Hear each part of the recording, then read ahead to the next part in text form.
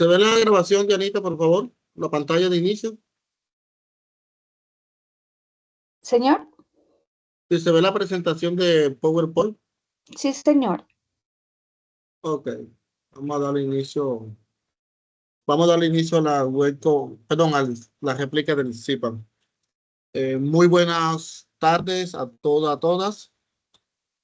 Permíteme iniciar esta jornada expresando mi más sincero saludo y al mismo tiempo una invitación a cruzar ese umbral de lo meramente informativo para adentrarnos en ese terreno de las preguntas filosóficas, allí donde nace y se renueva la verdadera filosofía.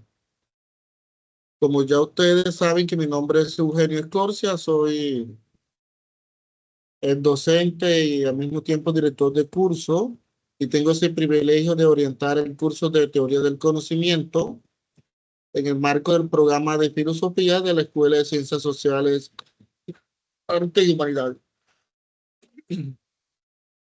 Hoy nos reúne una inquietud que no solo atraviesa la historia del pensamiento, sino que estructura sus raíces más profundas. Y cuando menciono que se estructura sus raíces más profundas, me estoy refiriendo a la pregunta de qué es el conocimiento y cómo podemos estar seguros de aquello que creemos saber. No son estas cuestiones menores ni formulaciones inocentes. Son preguntas filosóficas densas que nos permiten ir al corazón mismo de la existencia humana como seres pensantes. Preguntar por el conocimiento es, en última instancia, preguntarnos por nuestra relación con la verdad y con el mundo y, por qué no, con nosotros mismos. Hoy, en este espacio académico, les propongo mirar más allá de los límites de esa certeza superficial para explorar explorar el fundamento invisible que sostiene la estructura de toda ciencia, porque como bien lo indica Mario Buckner, la ciencia no es un cuerpo cerrado de verdades absolutas, sino una empresa humana que es falible, metódica, necesariamente filosófica. Y en su raíz, en su forma, en sus aspiraciones, la ciencia presupone la filosofía, así como todas las preguntas presuponen una conciencia que desea comprender. Ahora, tenemos la epistemología, que es aquella que no es un apéndice marginal de la filosofía, es el nervio mismo del pensamiento riguroso, es la herramienta con la cual desentrañamos no solo los resultados, sino las condiciones de la posibilidad del saber mismo. Y así como toda ciencia se construye sobre método, toda teoría del conocimiento se construye sobre una ética del pensamiento, y ese pensamiento abarca lo que es el compromiso con la claridad, la honestidad, la parte intelectual y, por supuesto, la apertura crítica. Es por eso es que este curso de teoría del conocimiento permite unos encuentros que no son únicamente una clase más o una web conferencia o un CIPA, sino una interpelación existencial, una convocatoria para pensar con rigor, a dialogar con profundidad e incluso a preguntarnos cómo lo hicieron los grandes pensadores de la historia. No solo cómo sabemos, sino para qué y para quiénes sabemos. De tal forma, como al principio del inicio de esta web conferencia, los invito a participar activamente de esta experiencia filosófica, que es también una experiencia transformadora, porque quien aprende a pensar, aprende a vivir de otro modo. Nuevamente, bienvenidos y bienvenida a este recorrido por los senderos del conocimiento. Que este espacio sea, como decía nuestro maestro Sócrates, un lugar donde la vida examinada no sea una excepción, sino el fundamento de todo aprendizaje verdadero. Gracias, profe.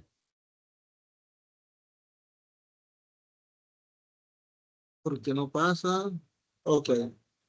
Bueno, en esta diapositiva que tenemos acá, vamos adentrando un poco, pero antes de entrar a esta diapositiva, como estudiante en formación del programa de filosofía, hay que tener en cuenta que que la filosofía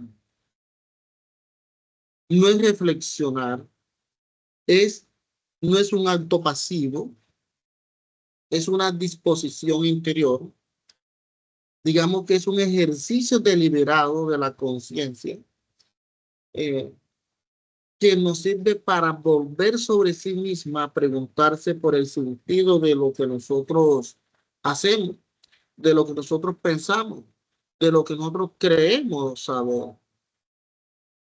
Por eso les invito ahora que pasamos del discurso a la participación activa que van a tener ustedes a través de este enlace que encuentran en la pantalla o el código QR que pueden escanear de sus dispositivos los móviles.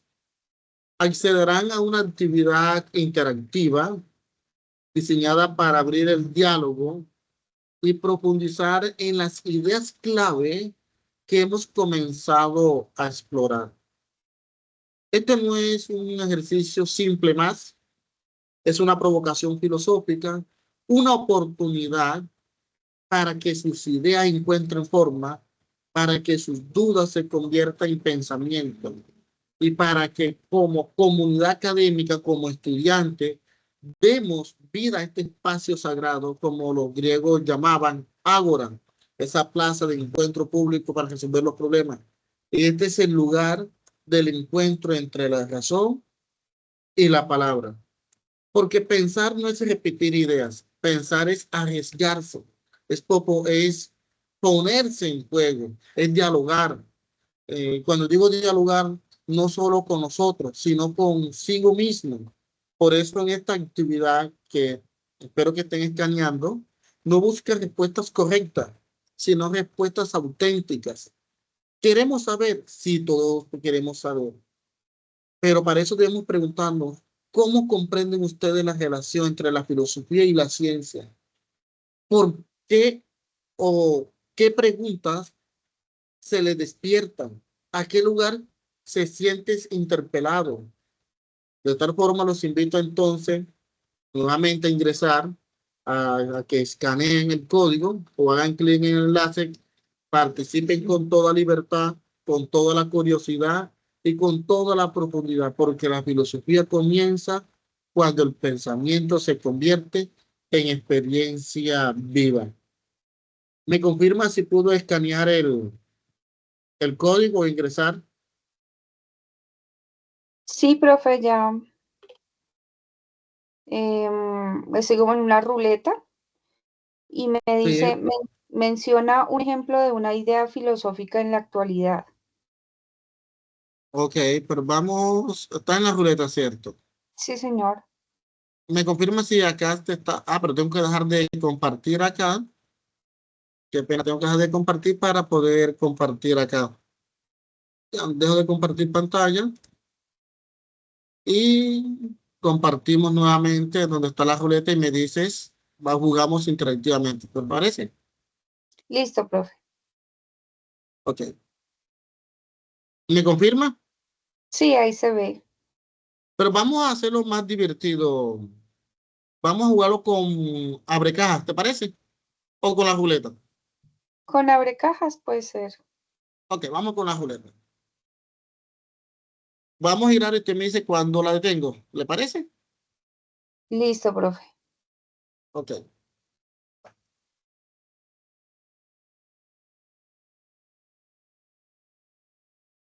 Me dice cuando se detenga. Ya, profe. Ok. ¿Qué le permite la filosofía a los seres humanos?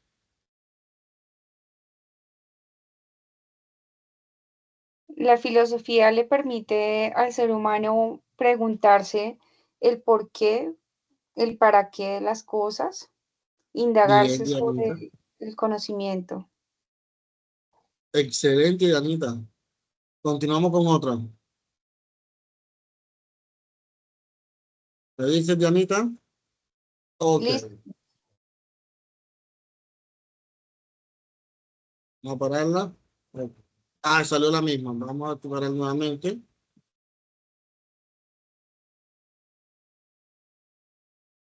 Ok. Nos salió en este aspecto. Menciona un ejemplo de una idea filosófica en la actualidad. Puede ser la idea del bien. En la Y- actualidad Sí, ahora se menciona mucho claro, la idea claro, sí, del claro. bien. Em, Excelente. Esa puede ser. Bien, bien, bien, bien. Vamos a... Y por último, vamos a eliminar la última, porque son tres preguntitas. No vamos a resolver las seis.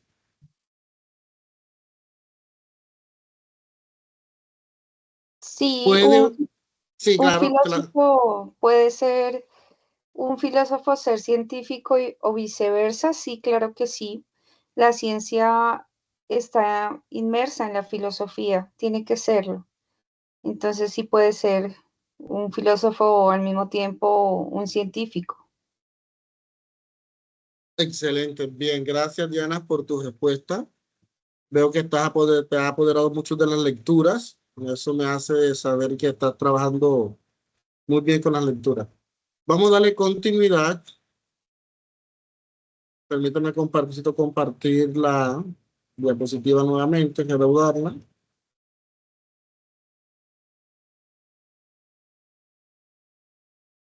Ok, Janita, tenemos un video. Voy a copiar el link del video para tratar de escucharlo. ¿Se está viendo el material, cierto? Sí, señor.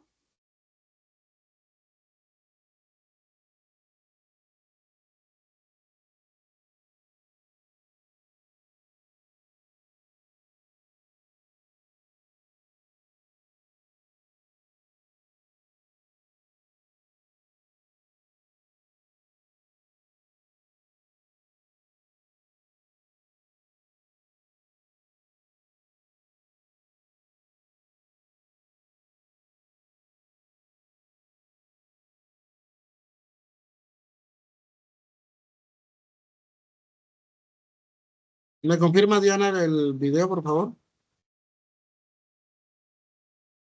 No se ve, profe.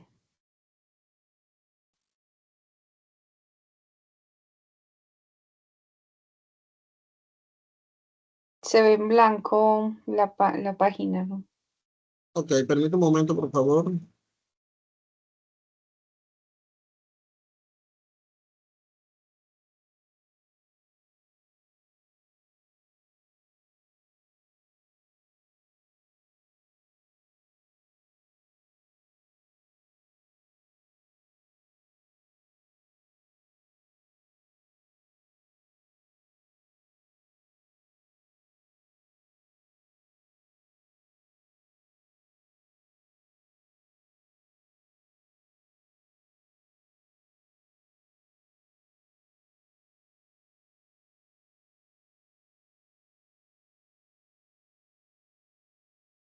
Ahora sí se vio, Dianita. No, profe, si quieres, ¿me puedes compartir en el chat el link del video? ¿Puede ser? Ya, ok, ok.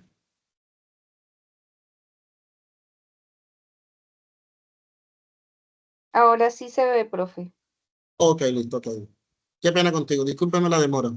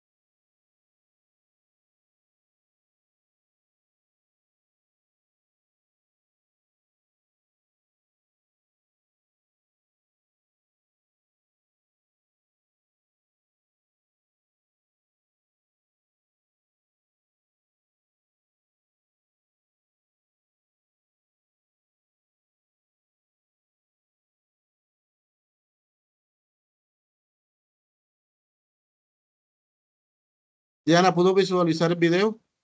Sí, profe, estuvo súper chévere. Ok, ok. Permíteme nuevamente compartir pantalla.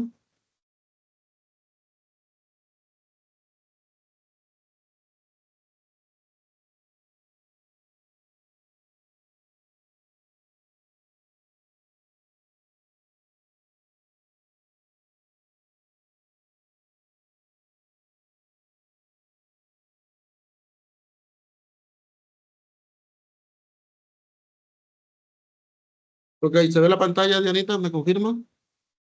Sí, profe. Ok. Bueno, Dianita, fue un video, digamos que ese video nos adentra,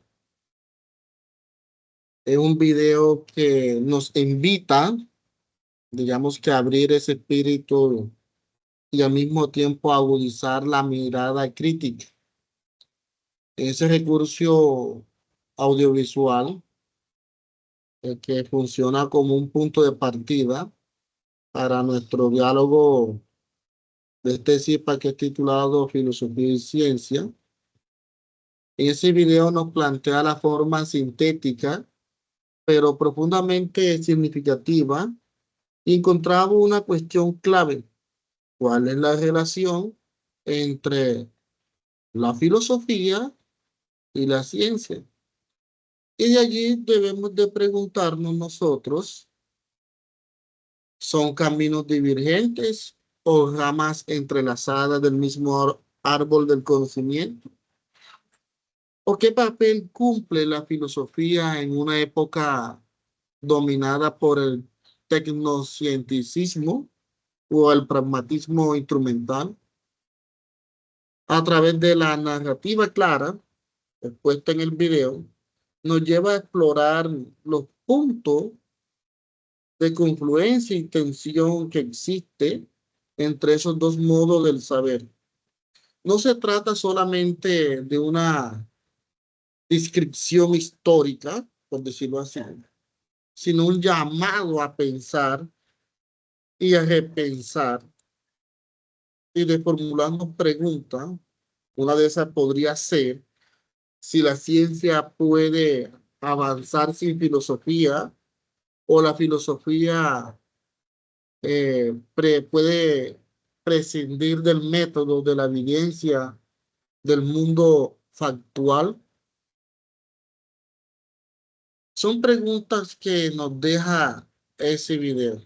Pero como conclusiones, al mirar el video, podemos sacar que la ciencia necesita fundamento filosófico. No existe una investigación científica que no se apoye en supuestos epistemológicos, ontológicos y lógicos. Aun cuando estos no se hagan explícitos, son el suelo invisible sobre el que se construye toda teoría. La filosofía no es la madre jubilada de la ciencia. Algunos pretenden decirlo así, no, sino la condición crítica permanente de su desarrollo. Filosofar sobre la ciencia es vigilar el pensamiento, es preguntarse sobre los límites y orientarlo éticamente. Por lo tanto, la historia del pensamiento nos va a demostrar que las grandes revoluciones científicas siempre han estado acompañadas de giros filosóficos decisivos. Y es aquí que la filosofía no reacciona, al contrario, se anticipa, no sigue el conocimiento, lo funda y lo va a renovar. Porque la filosofía y la ciencia no deben contraponerse, al contrario, deben de dialogar. El pensamiento científico aporta objetividad, sistematicidad, controles empíricos. La filosofía aporta sentido, crítica y visión integral. Allí donde se encuentran el- ese saber, y ese saber va a florecer en plenitud. Por lo tanto, este diálogo es una tarea pendiente, y no, digamos que pendiente y no tan pendiente. Y cuando digo pendiente es de nuestras aulas, de laboratorios y de políticas públicas, porque necesitamos volver a unir lo que la tecnocracia ha separado: el saber útil y el saber significativo, el dato y el valor, el método y el sentido. ¿Alguna pregunta, Diana? No, profe, todo claro. Ok. Tenemos una cita bien poderosa.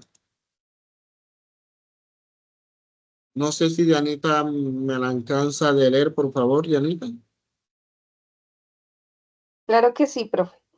Ok, La ciencia, la ciencia se ha convertido en el eje de la cultura contemporánea y por ser el motor de la tecnología, la ciencia ha venido a controlar indirectamente la economía de los países desarrollados.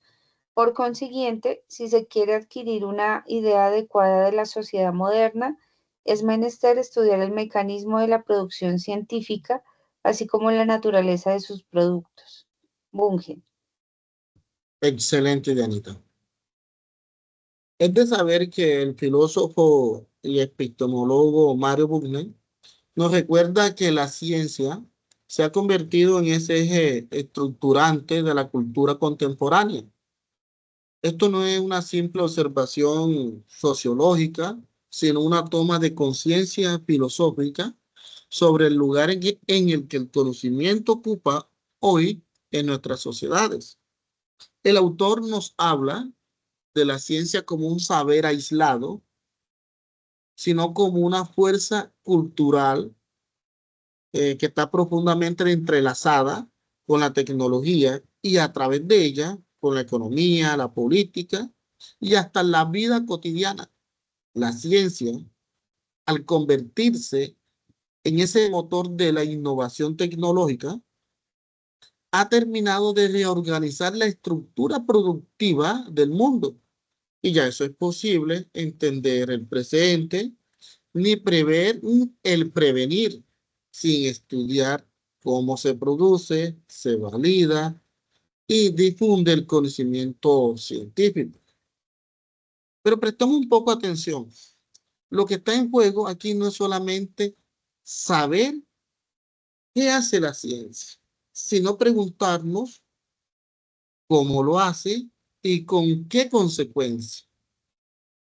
Esa es precisamente la labor de la filosofía de la ciencia. No reproducir datos, sino desentrañar los mecanismos epistemológicos, éticos, los sociales, que contribuyen a esa actividad científica.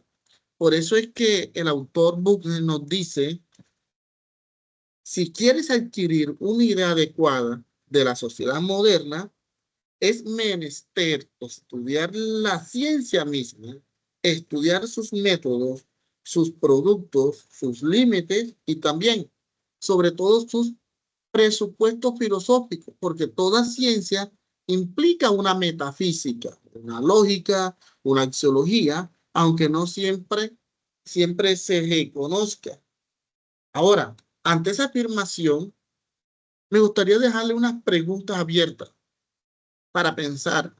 Y ¿es posible pensar en una sociedad futura verdaderamente democrática, que sea justa, humana, sin una comprensión filosófica crítica del conocimiento científico que la sustenta? O en otras palabras, para hacerla más pragmática, ¿puede haber una ciudadanía libre sin ciudadanos capaces de pensar críticamente la ciencia? Estas preguntas nos van a conllevar o nos van a conllevar a una afirmación que marca un giro profundo en la historia de la filosofía contemporánea, como nos dice el señor Bunge. ¿Y qué nos dice el señor Bunge? Me, se pasó, ay, se pasó la diapositiva. Pensaba positiva que no era. ¿Cómo la devuelvo ahora? Ok. Ok, listo. Bueno, estamos en esta otra siguiente cita. Y esta otra siguiente cita, como les decía, que nos lleva a una elevación de la epistemología. ¿Por qué? Porque en esta diapositiva no encontramos ante una afirmación que marca un giro profundo de la historia en la filosofía contemporánea, como nos dice Mario Bunge, la mera hoja del árbol de la filosofía hace un siglo. Ahora, la epistemología es hoy una rama importante del mismo. Eso quiere decir que ese desplazamiento que hay no es menor. En el pasado, la epistemología ocupaba un lugar casi periférico dentro de ese quehacer filosófico. Era una reflexión secundaria sobre el conocimiento. Digamos que era subordinada a la metafísica o a la lógica.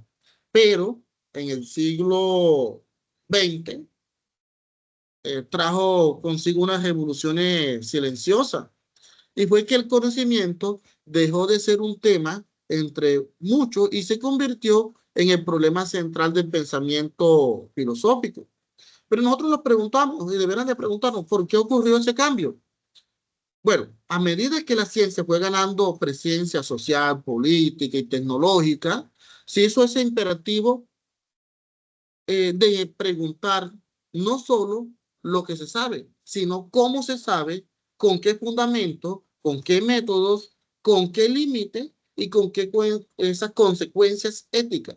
Por lo tanto, que la epistemología no es hoy una rama más, es el nervio crítico del pensamiento. ¿Por qué? Porque es el lugar donde la filosofía conversa con la ciencia y la ciencia con la filosofía. En ella se examina la creabilidad del conocimiento, la valida de todas sus pretensiones y al mismo tiempo le da una legitimidad de sus procedimientos. Ahora, comprender esto es crucial, sí, ¿por qué? Porque en una época donde las tecnologías nos viven deslumbrando y los datos nos abruman, es la epistemología la que nos permite discernir el conocimiento verdadero del conocimiento falso o el conocimiento aparente. Ahora, el saber fundamentado es de opinión, la ciencia rigurosa del dogma que se disfraza de técnica.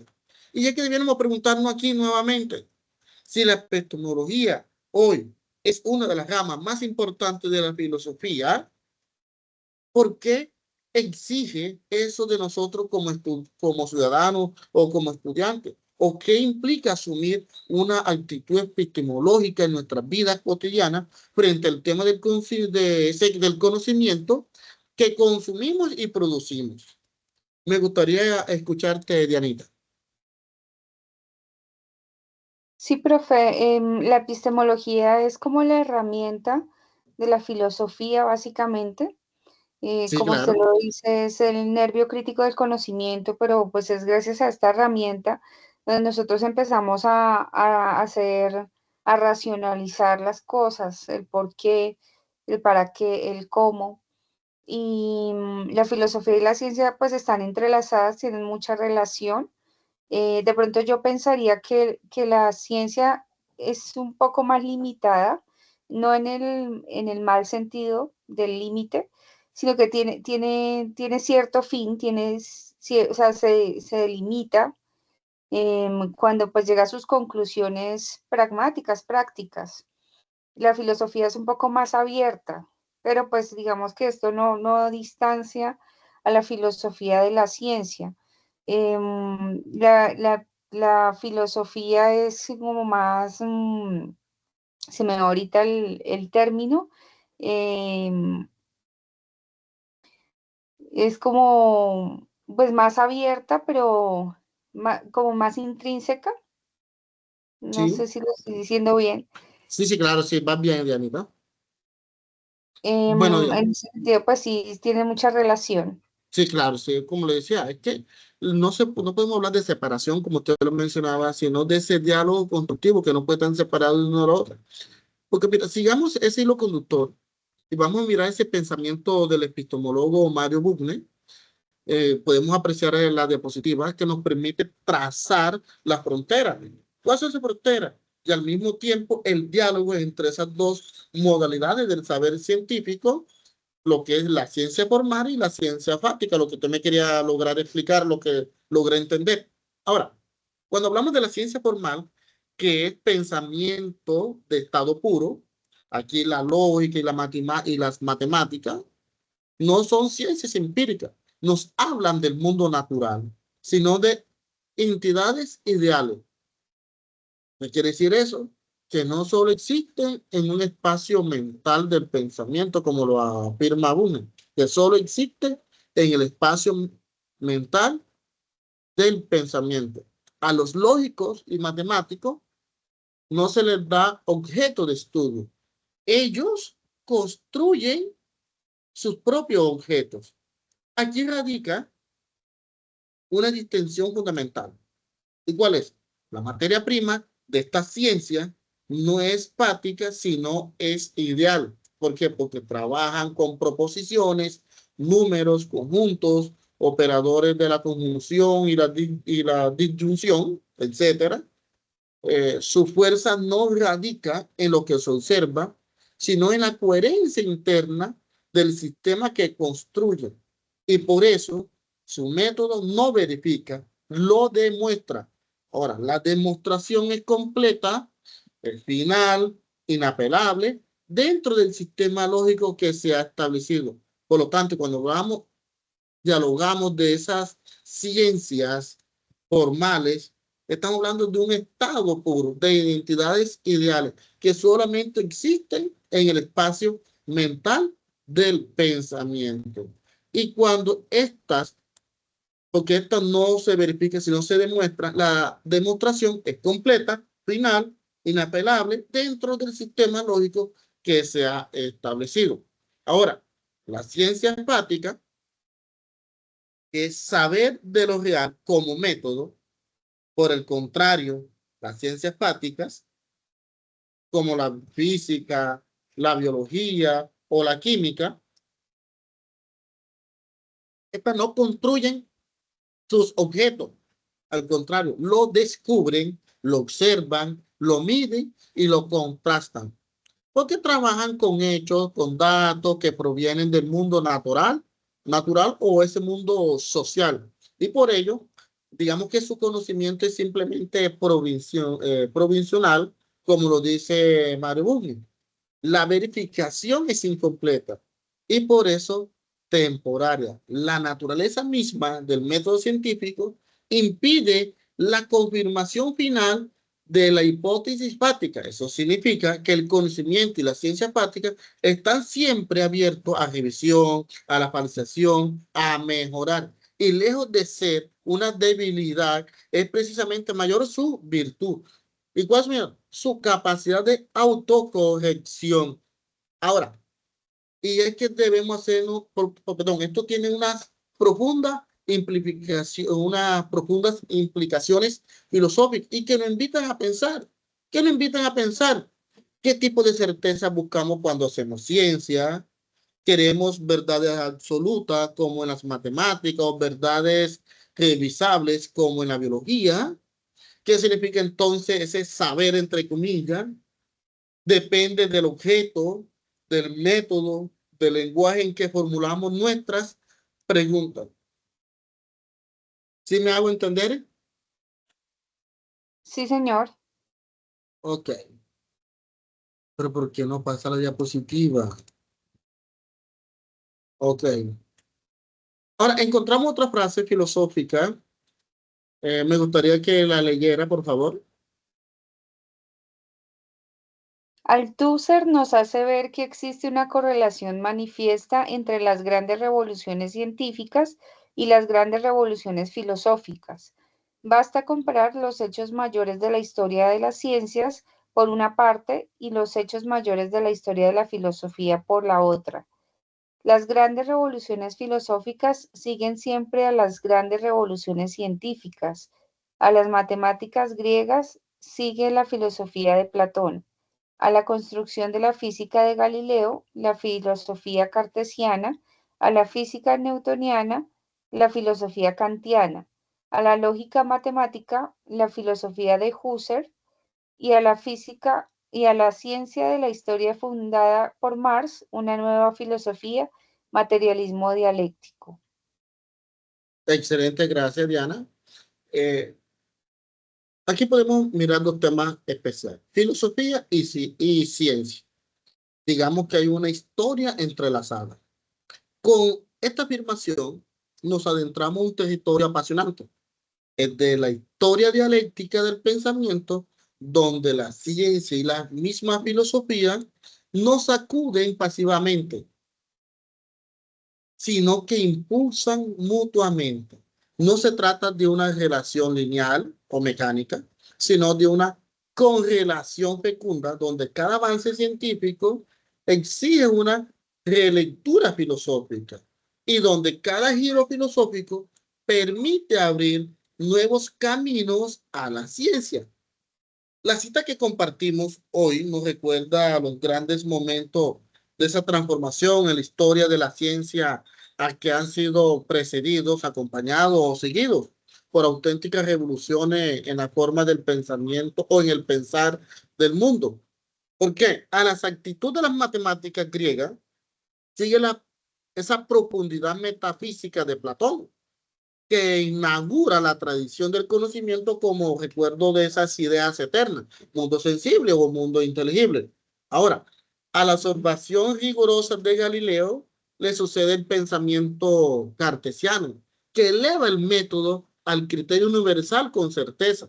Ahora bien, a la física de Newton le corresponde la crítica trascendental del señor Immanuel Kant, que fue el que replanteó los límites de la razón pura.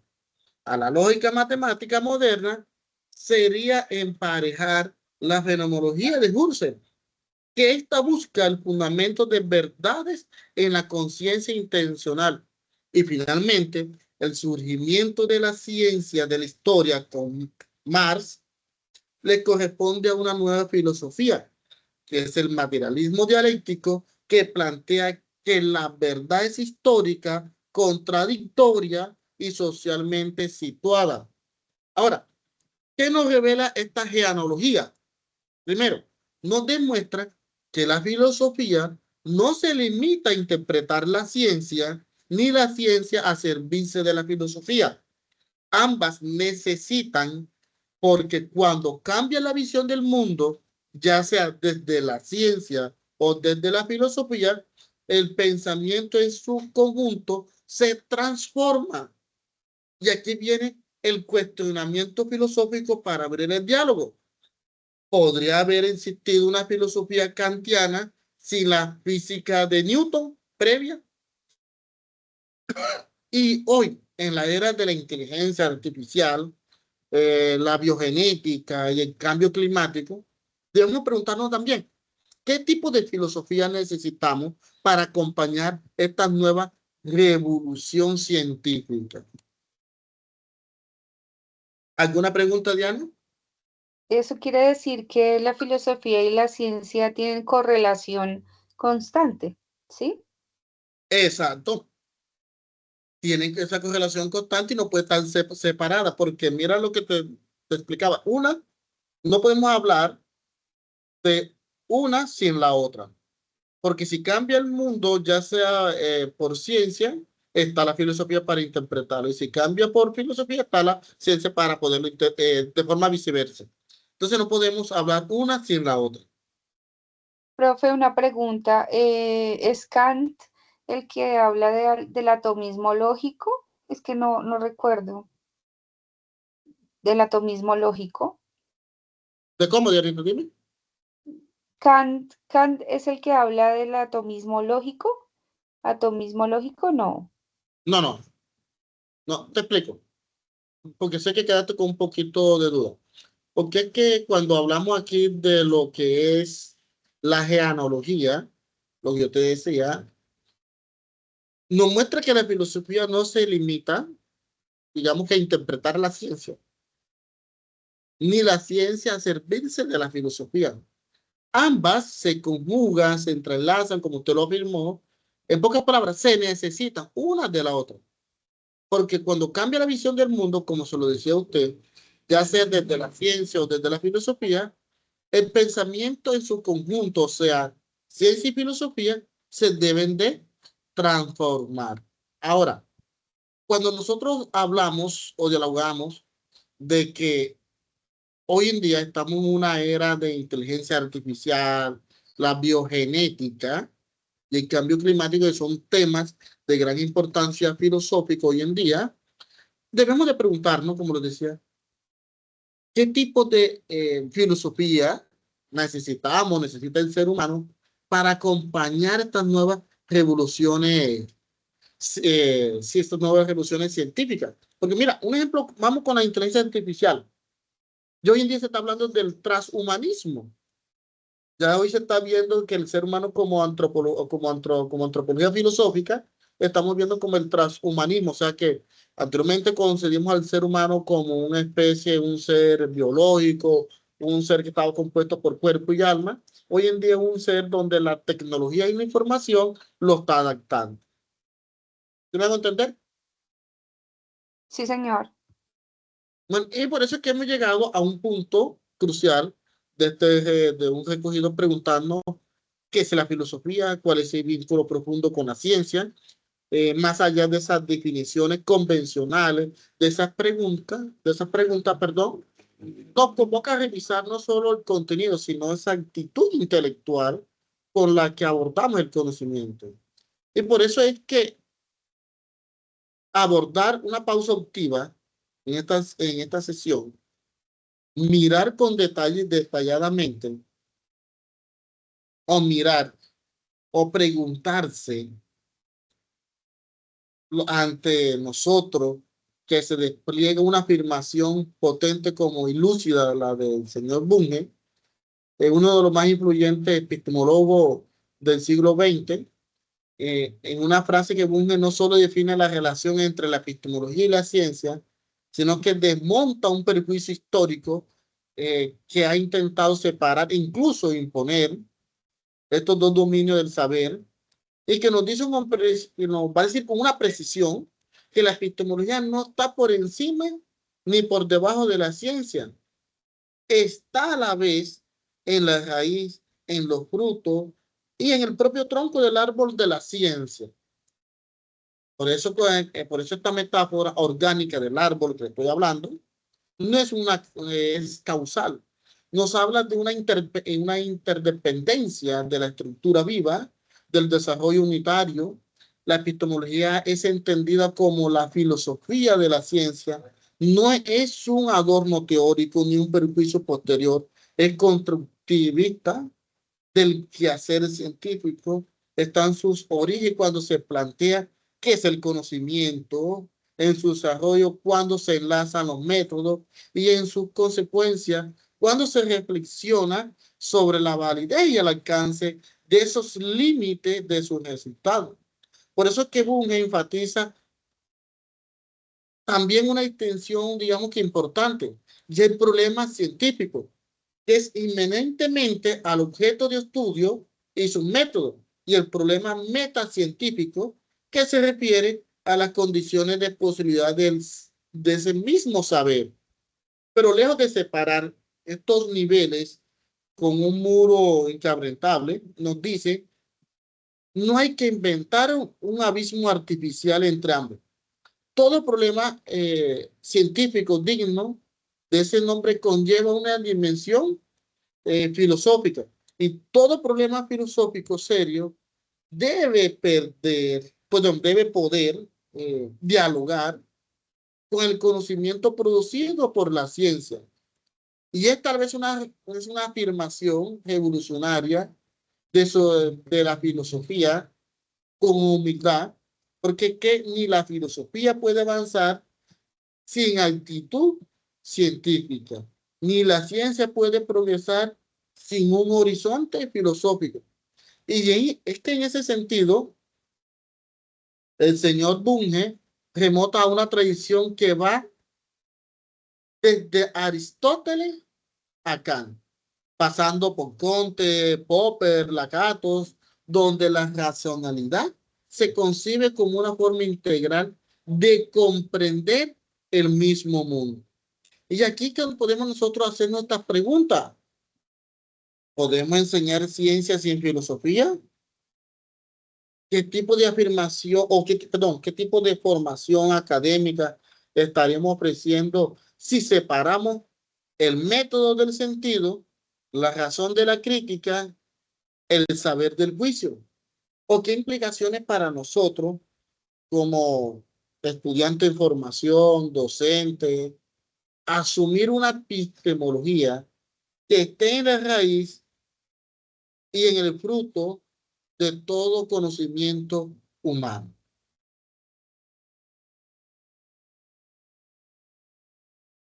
Y esas son, ¿qué? Son las posiciones de la filosofía.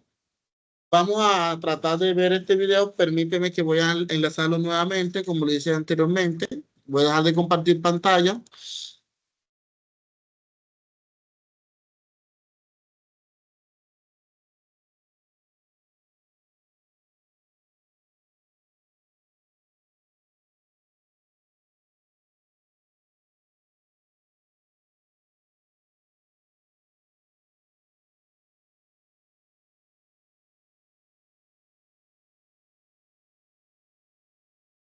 ¿Te encanta ver el video ya? Sí, señor. No, pero ese es el anterior. Qué pena.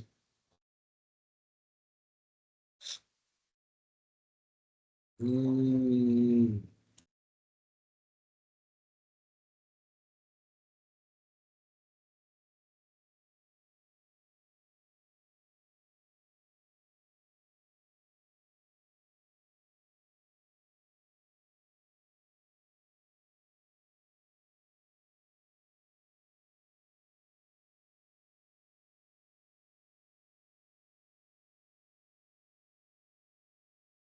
Ahora sí se ve el video. Sí, señor, pero creo que es el mismo. Ah, no, ahora sí es diferente. Ay, lo quité. Que ahora sí. Sí, ahora sí.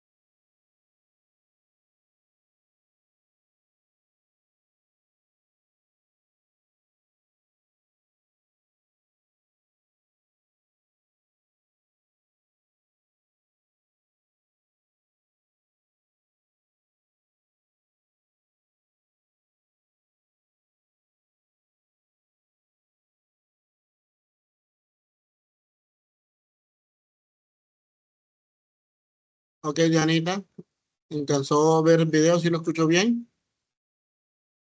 Sí, señor.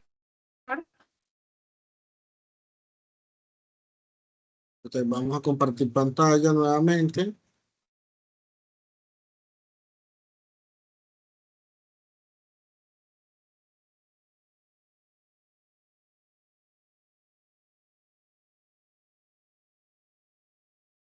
¿Sí logras ver en la pantalla, por favor? Sí, señor. Ok. Bueno, Dianita. Como le había mencionado anteriormente, preguntarnos qué es filosofía y cuál es ese vínculo profundo con la ciencia. Y como les dije hace unos momentos, que más allá de unas definiciones convencionales,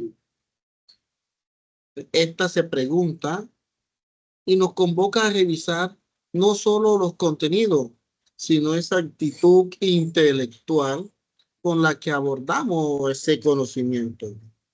Ahora,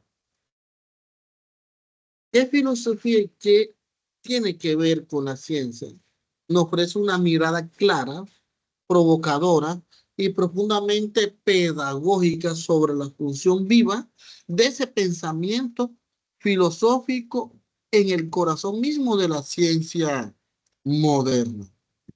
Porque en este video, además de ser una invitación de cuestionar las falsas dicotomías que aún persisten, como la idea de que la ciencia es objetiva mientras que la filosofía es subjetiva, que la ciencia busca respuesta y la filosofía solo pregunta, o que es útil y la otra es meramente especulativa, nada más de lejano de la verdad, como hemos venido viendo a lo largo de este curso.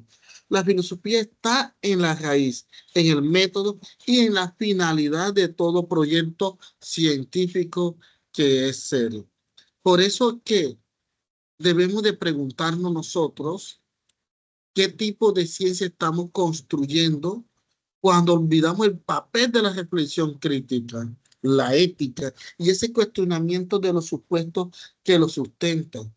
O qué papel pueden jugar ustedes como estudiantes del programa de filosofía en un mundo donde la técnica avanza más rápido que ese pensamiento crítico?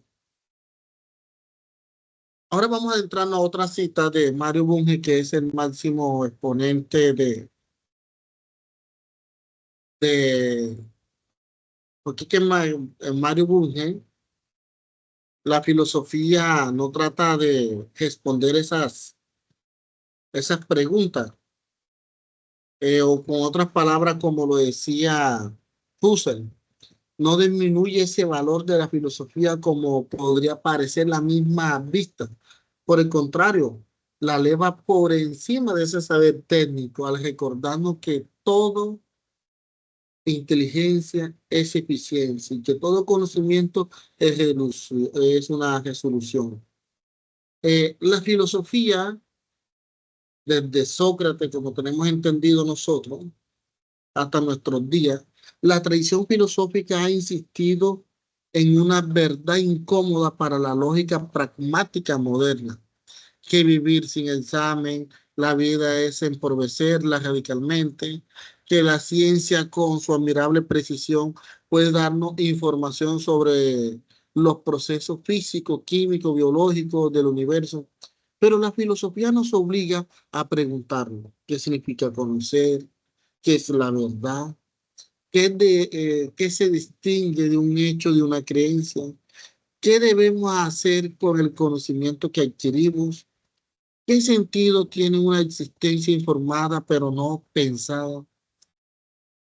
Esas preguntas o estas preguntas no son preguntas de relleno, como se la pretenden, como se presentan a menudo. Son las condiciones de posibilidad de todo pensamiento riguroso.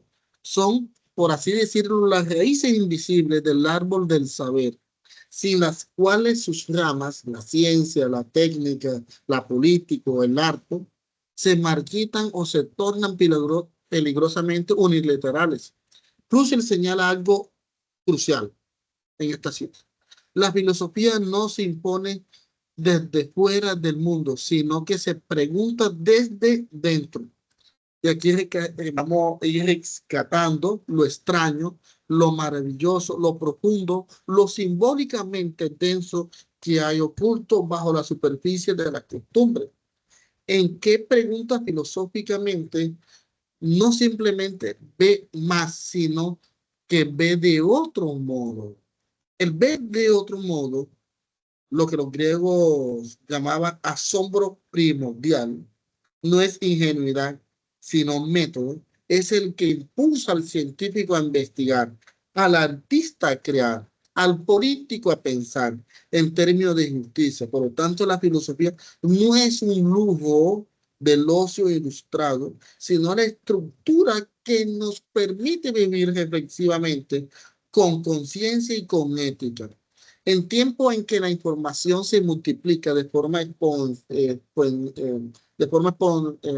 sí, y se multiplica muy rápidamente, exponencial, sí, de forma exponencial, pero para la verdadera sabiduría escasea.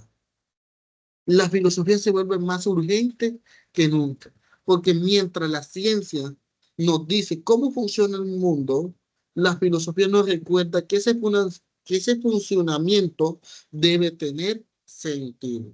Entonces me permito dejarle unas preguntas aquí como ejercicio retórico, sino como una provocación existencial.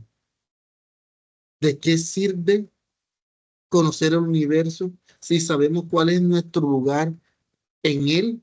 ¿Qué valor tiene dominar las leyes de la materia si no comprendemos la dignidad del espíritu humano que las descubre?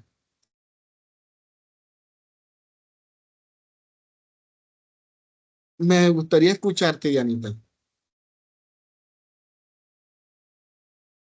Profe, esas preguntas, digamos que no alcancé a tomar nota de la pregunta completa, Ok, de las dos Yanita. últimas. Eh, Te voy a hacer un bosquejo muy rápidamente de lo último para que tomes nota. Les decía, partiendo de Sócrates, filósofo que no escribió nada, pero que sabemos de él gracias a su discípulo Platón, que escribió todo lo de él en forma de diálogo. Desde Sócrates hasta nuestros días, esa tradición filosófica ha insistido en una verdad incómoda para la lógica pragmática moderna. ¿Por qué?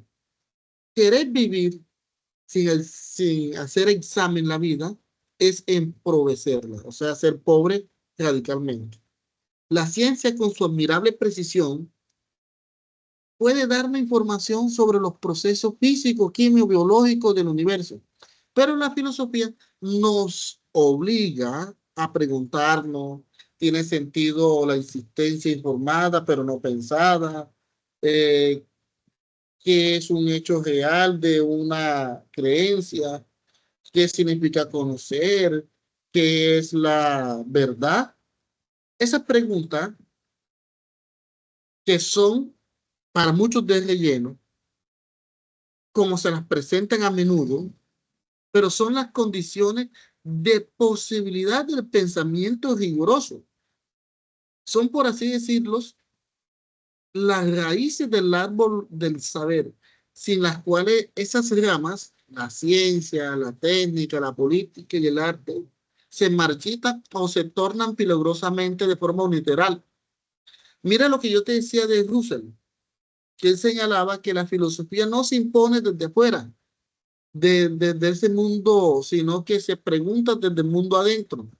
Porque aquí rescata lo extraño, lo maravilloso, lo profundo, lo simbólicamente denso, que hay ocultos bajo la superficie de las costumbres. Ahora, cuando nosotros decimos, no es que tú ves las cosas de otra forma, de otro modo, ver las cosas de otro modo, eso es asombro primordial. Y es lo que impulsa al científico a investigar. al artista a crear, al político a pensar en términos de justicia, y porque la filosofía no es el lujo como para algunos lo llaman, un lujo de ocio ilustrado de la estructura, sino que la filosofía nos permite vivir reflexivamente con conciencia y con ética. Sabemos que hoy en día estamos en unos tiempos de donde la información se multiplica de forma exponencial y la filosofía se vuelve más urgente que nunca, porque mientras la ciencia, ojo, la ciencia nos dice cómo funciona el mundo, la filosofía nos debe recordar que ese funcionamiento del mundo debe tener un sentido. Y es que aquí vienen las preguntas que son como un ejercicio retórico, no como un ejercicio retórico, perdón, sino como una provocación existencial. Y les decía, una de las preguntas era, ¿de qué sirve conocer el universo si no sabemos cuál es nuestro lugar en él? ¿O qué valor tiene dominar las leyes de la materia si no comprendemos la dignidad del espíritu humano que la descubre? Y para eso, para poder entender, aquí en la última diapositiva, que estamos llegando a la parte final, tenemos una autoevaluación. Permíteme, Dianita, a hacer esta autoevaluación con usted para mirar qué hemos aprendido en este ciclo. Voy a copiar el link porque tengo que dejar de compartir pantalla y presentártelo en otro lado, ¿vale? Listo, profe. Lo que entendí al final es que, o sea, la filosofía busca el sentido de las cosas. O sea, por Exacto, ejemplo, pensando en la inteligencia artificial, preguntarnos qué papel juega la ética en la inteligencia artificial o como en lo que estamos viendo. Es el sentido de las cosas, básicamente. exactamente, exactamente. Bien por eso. Okay. Vamos a compartir.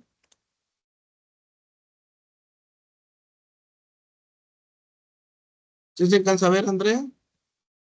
Perdón. ¿Ya se Sí, alcanza a ver? sí, Ok. señor. Bueno. Este es un ejercicio de autoevaluación que hay la relación entre la ciencia y la filosofía. De la parte izquierda está una columna con unas palabras claves y las definiciones las vamos a encontrar de la parte derecha. La idea es, usted me dice, un ejemplo, física, va a contar conceptos, yo la gasto y la suelto y después comprobamos si la definición es acorde de acuerdo a la palabra relacionada, ¿vale? Listo, profe. Bueno, aquí tenemos ciencia, epistemología, demostración, los números, ciencia formal, hipótesis, física, interpelación, teoría del conocimiento. ¿Con cuál nos vamos para unir, Andrea? Perdón, Diana. Mm, yo creo que la física estudia los hechos, la naturaleza. Ok, física con estudia los hechos, la naturaleza. Bien. Mm, Yo te la ayudo física, con, yo te ayudo con teoría del conocimiento. listo, profe. Teoría del La, conocimiento vamos a colocarla aquí. ¿Vale? listo, perfecto. Estudia conocimiento en general, sus posibilidades, origen y límites. Listo, profe. La epistemología es la relación entre la filosofía y la ciencia. La epistemología es la relación. Ok, relación aquí. Bien. Mm,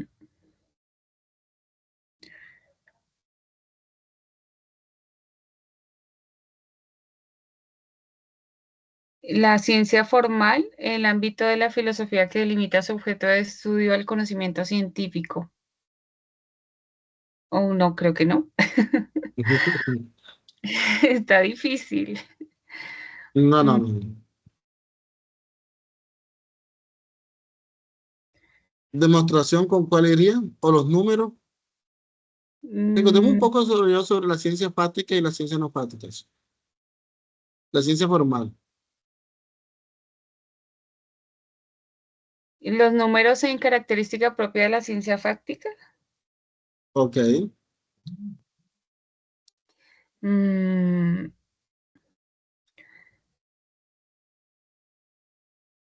hipótesis es uno de los abordajes de la ciencia formal.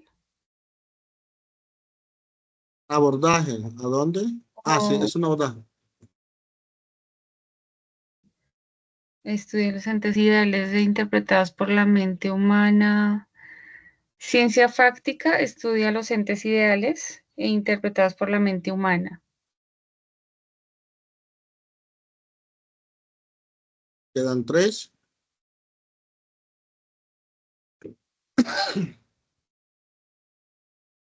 Demostración en perteneciente a la ciencia fáctica. Ok, Abajo, quedarían 2. abajo. Eso, ¿Aquí? profe. Sí, Ok, señor. gracias. Mm, interpelación, característica propia de la ciencia formal. Y por lógica, sí se forma el ámbito aquí.